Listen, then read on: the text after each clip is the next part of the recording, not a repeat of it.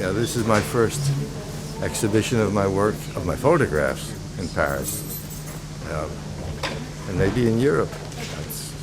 It's interesting that we should wait so many years. The photographs are from a long time ago, and now maybe there's an interest now. I'm wondering, why did we have to wait so long? And I think I know. I think back in those days, there was many photographers who were push, push, push, push. They want to be in front. I said, goodbye. So I just kept them to myself. And I think, what the photographs that we have here are people who were close to me 50 years ago. And it's kind of amazing that people today are interested in those people, because that doesn't usually happen. Well, this is Jack Kerouac, and at that time, his book had just come out, On the Road, had just been published, and there was a feeling of excitement that he might become, famous or well known. Not yet, but he wasn't famous yet. And this photograph he's listening on the radio to himself. In those days, it was very unusual to have poetry or reading of literature on the radio. It never happened. So this was a special occasion, and we were at a party, but he had to listen to himself. So that was Bob. That was a few years later. This is before Bob made his first record in 1962, and he was not famous yet, although we learned later that he had made his contract, but we didn't know that. And I knew him as a musician, and so he came to my house. This is in my house. And you make a music with... I made some music with him, but he knew my music already when he came to New York. And then I just had a wonderful day photographing him. There's many photographs of Bob. And of course, since then, he's changed many, many times. But at that time, he was like...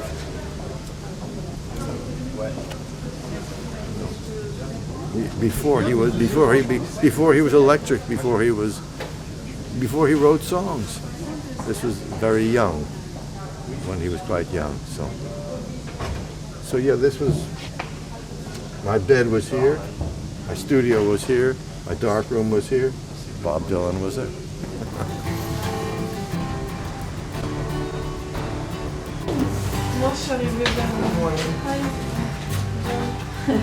How are you?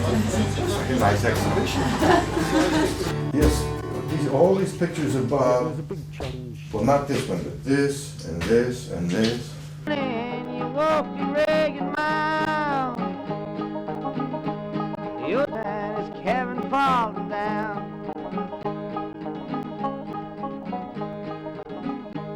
You look for work and money, and you walk your ragged mile. You look for work and money, and you walk your ragged mile. And that. They were all taken the same day.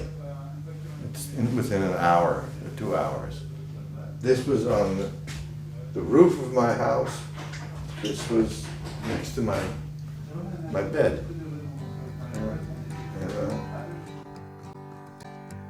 Go away from my window, leave at your own chosen speed. 1962, and then later that year we went. There's a very small street called MacDougall Street, where all the musicians and the poets all met, or they recited, and this was a little club. These were some friends of mine, and then Bob joined them, and he was just kidding around. I had come to take photographs of these guys, and then suddenly this guy came in. But this is all New York, and this is all, except for this, they're all very close to my house. This photograph, he's a wonderful artist. And I didn't know he was coming. I just had my camera and I stepped out of my door onto the street, and there he was. I grabbed the picture. You can see there's an extra foot. You see there's somebody else behind him. But that was fun. And this was, you see, this is Robert Frank. He's a very wonderful photographer and a friend and a neighbor of mine back then. And he made his first movie in 1959, and he invited me to take photographs of the production. Now, people in the film were Kerouac and Ginsberg and poets Corso and many others. So that's why there's so many photographs here of the Beat Generation, because the movie was about the Beat Generation. It was called Pull My Daisy. And Jack Kerouac wasn't in the movie, but it was a story he wrote, and then later he came and spoke the narration. But here he is just looking at a book with Allen Ginsberg, and there's Allen Ginsberg talking about Rimbaud and Baudelaire and Apollinaire, talking about poetry. So much. But then later, here at a Chinese restaurant later, and Jack was just singing to himself, very, very lost and drunk and unhappy. But here at a party, and he's really, excited with the girl there. So it's a lot of stories.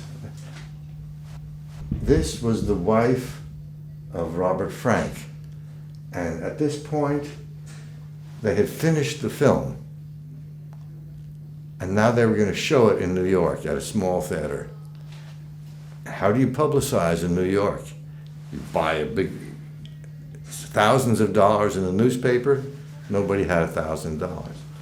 So what we did is they rented a carriage with a horse and bought tons of daisies and made a big sign that says, "Pull My Daisy." And they drove through the streets of the middle of New York City giving people daisies. And that was how they publicized the film. So I just followed them around and made this photograph, which it's not about publicizing a film. It's just I think it's a nice photograph of Mary. I think right now I'm making a film about her 50 years later. 50 years later, maybe 60 years later. Yeah. So most of these are Pull My Daisy. This is interesting. This is the very block where I lived. And this was a little art gallery. And then it was in the middle of all that grimy building. And there was 1, 2, 3, 4, 5, 6, 7, maybe 8 or 10 little galleries.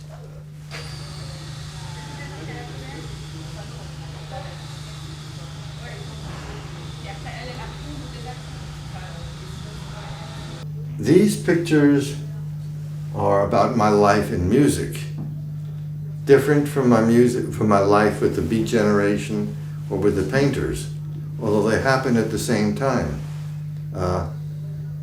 I play the guitar and the banjo. I have a band, and we've performed for 50 years.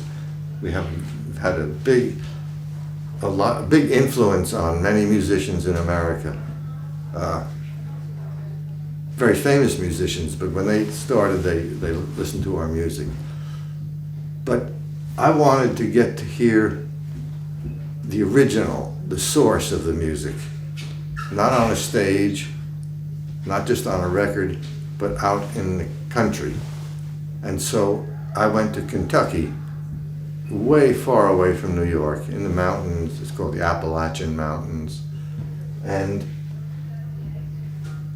I just made recordings, and I took photographs. This was in 1959, the same year as this, amazing. The same year as the Beat Generation. I go to Kentucky, and I meet this incredible musician. He's changed my life. He's a wonderful, wonderful musician. He's dead now.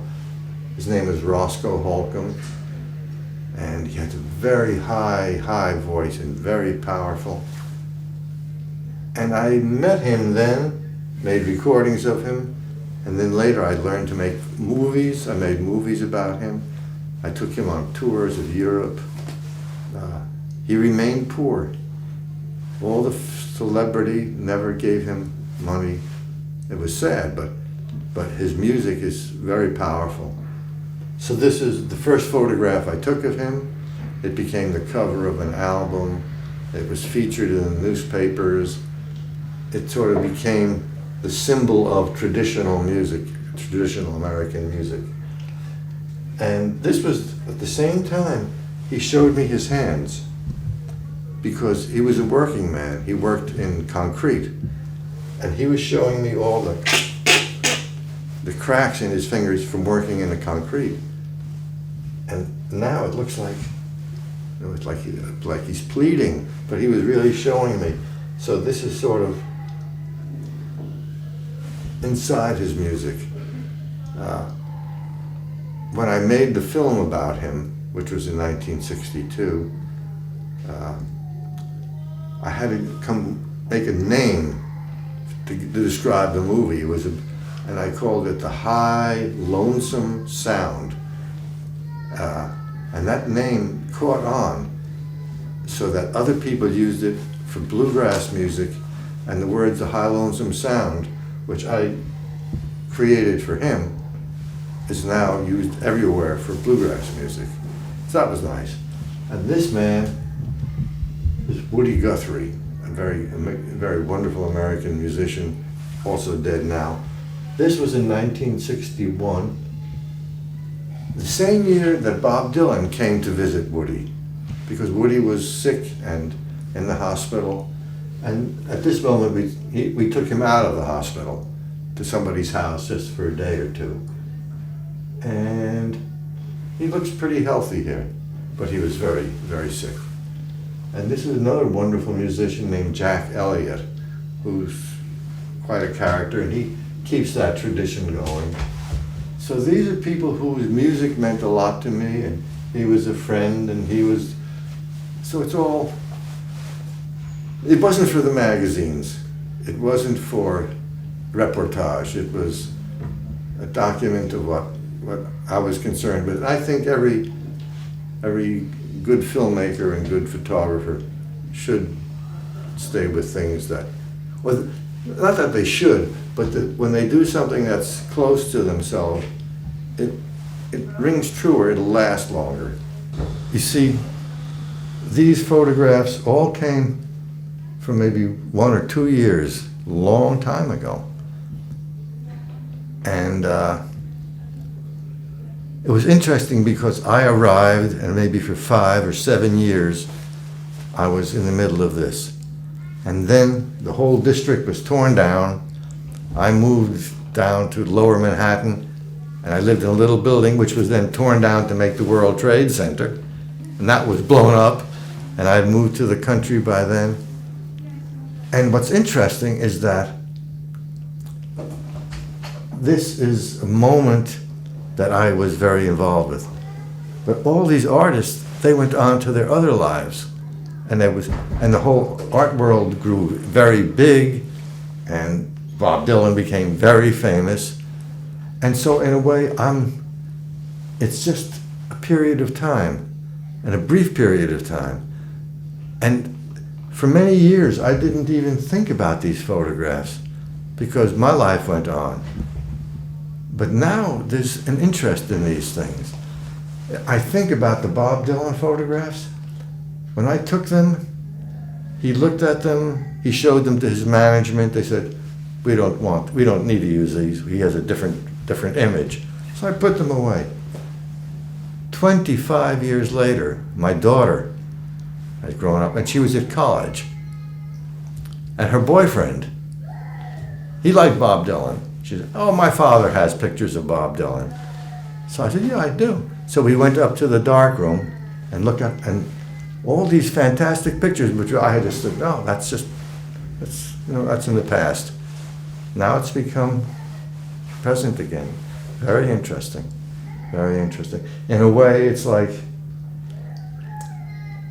photography captures a moment, but this captured a whole bunch of years and a whole. Now, the other thing I wanted to say was that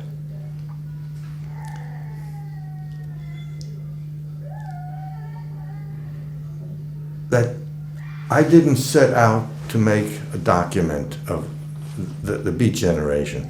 I didn't set out to make a document of the art world. It was the life that was around me. So this is what I did. This is the people who I saw and visited and interacted with. Of course, at the same time I was doing this, I was also going off to Kentucky and playing music. So that was my life then, and it's lovely that people want to hear about it now. In the world's mighty gallery of pictures, there's scenes that are painted from life. Scenes of youth and of beauty, scenes of hardships and strife, scenes of wealth and of plenty, old age and a blushing young bride. Hang on the wall, but the saddest of all is a picture from life's other side.